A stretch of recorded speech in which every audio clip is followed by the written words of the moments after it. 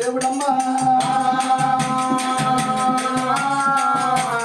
భగవంతుడి వల్లే గానాడు చూడు నిలబెడద్దు నల్లన్న కథ గిదే అంటారు. భగవంతుడి వల్లే బొల్లల ఇళ్ళకి ఎట్లా వచ్చింది అంటే కథ ఇంటనే అర్థమైంది రావాలా. పల్లెల పిల్లలు పెళ్లి చేసుకున్నారు. భగవంతుడి వల్లయ్య శిక్షణ కొండ మీద ఉంచిండు.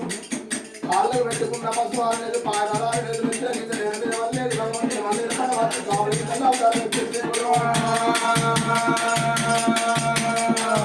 కూడగలిగేది కావాలి ఇళ్ళ కాలిపోయిన పొలపలు కళ్ళ నాడు పోయిపోయిన పొలపలు కుదిరించి కట్టిన దేవురాలు వల్లయ్య దానం అన్నాడు. ద్వారా మంచి పెట్టిండు. దేవి పట్నం చేసిండు. గోడకరెడ్డి వారి గోడవరి మాసమ్మ గోడవరి మాసమ్మ కన్న బిడ్డ పద్మాల దేవి ఏరాడు పెళ్లి చేసుకున్నాం. భగవంతుడి వల్ల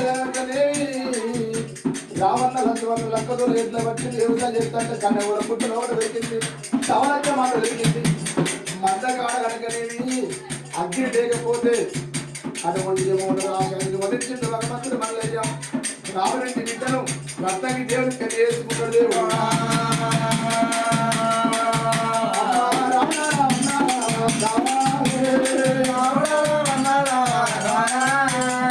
అప్పటికి 12 సంవత్సరాల పొద్దయింది.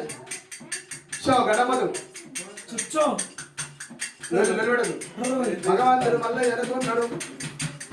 నా మీద ప్రేమ ఉన్నదా లేదా బయట పిల్లలు తెచ్చుకొని కనుక దేవాల దేవతలు ఉని పట్టుకొని పెళ్లి చేసుకుంటే నేను కనుక పాకిస్తాన్ ఉన్న పచ్చి బండారి తిరుగుల పోయిన అటువంటి తిరుగులు ఆడించి కూడా తిరుగులు ఓడించి పశువు బండారు తెచ్చుకొని అటువంటి శరీరం తీరు కట్టి రాజు వచ్చాక లగ్గం చేసుకుంటున్నా.